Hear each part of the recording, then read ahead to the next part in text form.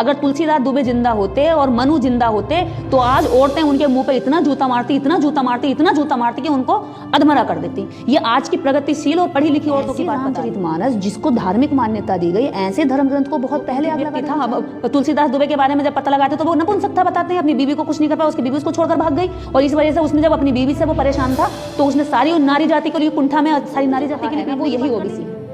और जिस दिन ये ओबीसी जाग गया, ओबीसी सोता हुआ शेर है, जिस दिन इसने पलटी मार दी ना, ये 3% को खा जाएगा, चबा जाएगा, इसके पास खोने के लिए कुछ भी नहीं है।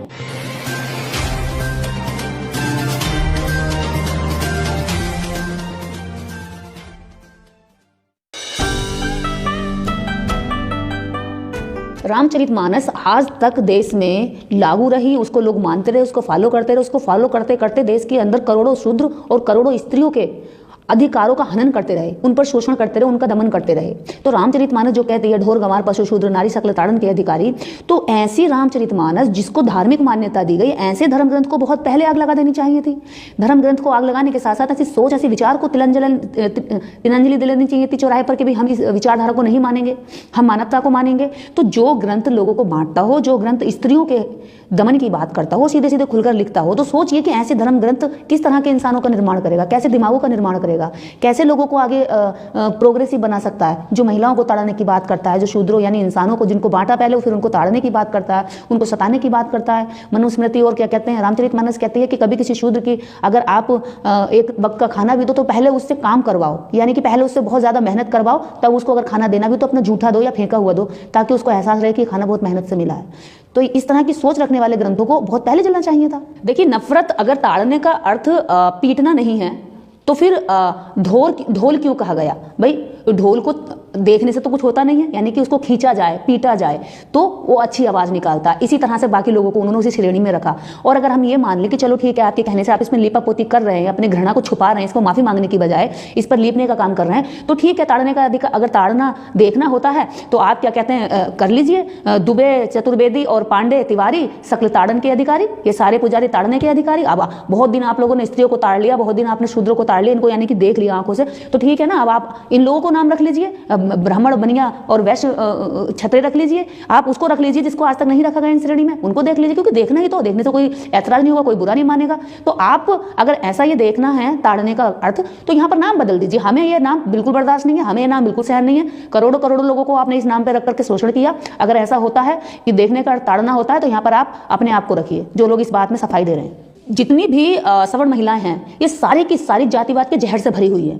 ये अधिकारों की बात करेंगी, खूब चीखेंगी, चिल्लाएंगी, फेमिनिज्म की बात करेंगी, पुरुषों को बताएंगे कि डिस्क्रिमिनेशन कर रहे हैं, महिलाओं के साथ ऐसा हो रहा है, वैसा हो रहा है। लेकिन जैसे ही जातिवाद की बात आएगी, जैसे ही धर्म ग्रंथों पर चोट पड़ेगी, जैसे ही धर्म ग्रंथों के अंदर करे हुए कुकृत्यों की बात होगी, तो उसकी सुरक्षा में चले जाएंगे। आप देख लें, कोई भी एंकर, कोई भी अभी तक एंकर, कितने भी जो प्रगतिशील पत्रकार हैं, एक का भी मुंह नहीं खुला है इस विषय में, और जबकि उसको सुरक्षा देने की बात कर रहे हैं। अरे शर्म करो, तुम्हारी मानवता मर गई। इसीलिए तो कहते हैं कि ऐसे धर्म ग्रंथ है जिन्होंने आत्माएं मार दी, जिन्होंने लोगों के हृदयों की हत्याएं कर दी। तो तुम्हारे हृदयों की हत्याएं हो चुकी है, तुम्हारी आत्माओं की हत्याएं हो चुकी है, इसलिए तुम सच के साथ खड़े नहीं हो सकते, इसलिए तुम डरे हुए हो। और डर इस बात का है कि इन औरतों को जो बैठ करके खाने मिलता है वो सत्ता खिसक जाएगी, क्योंकि इनका ये भी तो बहुजन समाज की लड़कियों का शोषण करती हैं, घरों में काम कराती हैं, फैक्ट्रियों में काम कराती हैं, अपने घर की सारी सुबह से लेकर चाकरी जो कराती हैं, वो कहीं ब्राह्मण समाज की महिलाएं नहीं मिलेंगी किसी घर में झाड़ू पोंछा करती हुई। ये इन्हीं बहुजन समाज की महिलाओं से अपने घरों में कराती हैं, और ये नहीं चाहती कि इन्हें मेहनत करनी पड़े। इसलिए हरामखोर जाति की महिलाएं हरामखोर हो गई हैं, और ये हरामखोर महिलाएं कभी सच के साथ खड़ी नहीं हो पाती।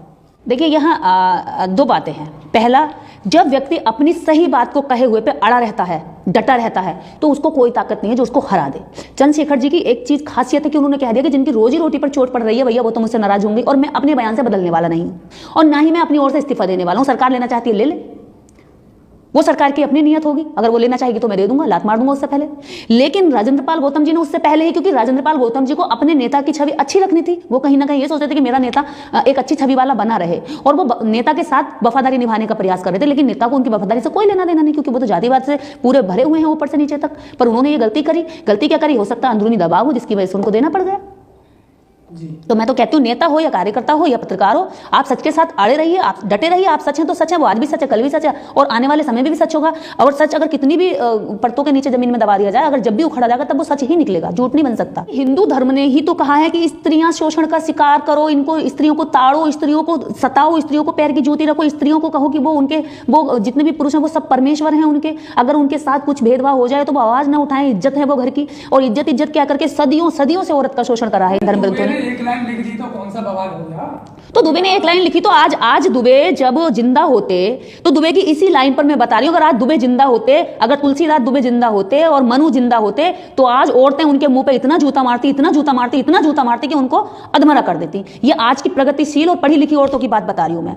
मनु ने सोचा नहीं होगा, दुबे ने सोचा नहीं होगा, तुलसीदास दुबे ने, कि औरतें पढ़ेंगी, शूद्र पढ़ेंगे और पढ़ करके जिन ग्रंथों को हम पढ़ने के लिए अगर कोई सुन भी लेता था तो कान में शीशा पिघला कर डाल देते थे। और कल को जब लोकतंत्र स्थापित होगा, भारत में संविधान लागू होगा, तो ये शूद्र भी पढ़ लेंगे, ये स्त्रियां भी पढ़ लेंगी। और जिन्होंने धर्म ग्रंथों में गंद लिखी है ना, गंदगी, एकदम सड़ान मारती हुई गंदगी और लाइनें, ये पढ़ करके ही हमारा विरोध करेंगी। क्योंकि तुलसीदास दुबे को सोच देखिए कितनी घटिया और गंदी रही होगी। जिस औरत से पैदा होता है उसी औरत को कह रहा है कि ताड़ने की अधिकारी है, इसको भेद मत दो, घर बर्बाद हो जाता है, इस महिला को आगे मत बढ़ाओ, इसके आगे बढ़ने से परिवार टूट जाता है। तो इतनी घटिया सोच वाला व्यक्ति अगर आज जिंदा होता तो सच बता रही, मेरे जैसी महिला तो उसका मुंह लाल कर देती जूता मार मार के। वो कुंठित व्यक्ति था। हम तुलसीदास दुबे के बारे में जब पता लगाते तो वो नपुंसकता बताते हैं, अपनी बीवी को कुछ नहीं कर पाया, उसकी बीवी उसको छोड़कर भाग गई। और इस वजह से उसने जब अपनी बीवी से वो परेशान था तो उसने सारी नारी जाति के लिए कुंठा में सारी नारी जाति के लिए पीटने की बात कर दी। अरे शर्म करो यार, तुम लोगों को इतनी भी शर्म नहीं है? अगर तुम किसी एक महिला से परेशान हो और कोई एक महिला को तुम परेशान करो, तुम पूरी संसार जाति की महिलाओं को तुम जो है नीच बता दोगे, ताड़ने का अधिकारी बता दोगे। ताड़ना तो अपनी बीवी को ताड़ता, तेरे अंदर काबिलियत थी तो तेरी बीवी तेरे पास क्यों नहीं रुकी?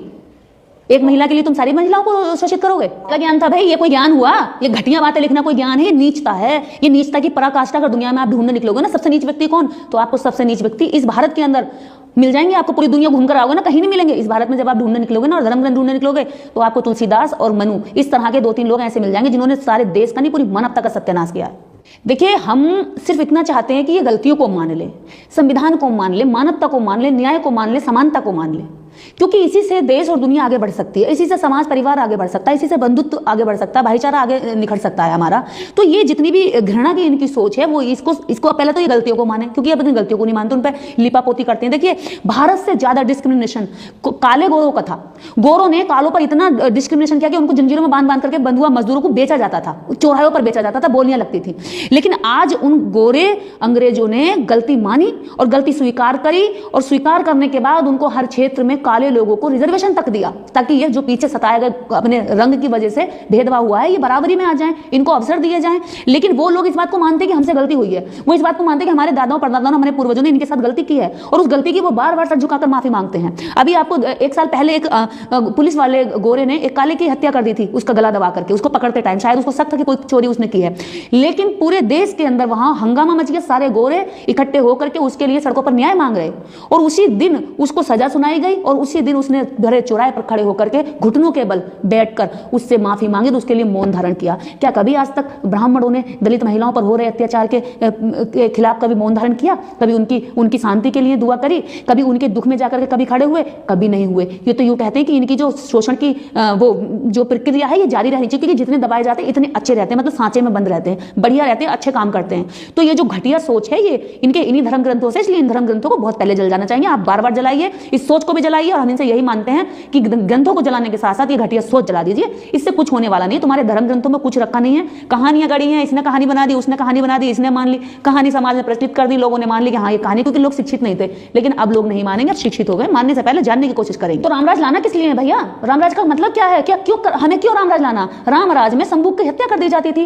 रामराज में प्रेग्नेंट औरत को राम खुद, प्रभु राम अपनी प्रेग्नेंट महिला को शक के आधार पर बाहर निकाल देते हैं। ऐसा रामराज मैं क्यों चाहूंगी भाई? ऐसा रामराज शूद्र क्यों चाहेंगे जिनकी हत्या कर दी जाए? ऐसा रामराज क्यों चाहेगी कोई महिला जिसको शक के आधार पर गर्भवती होते हुए भी जंगलों में वनवास के लिए छोड़ दिया जाए?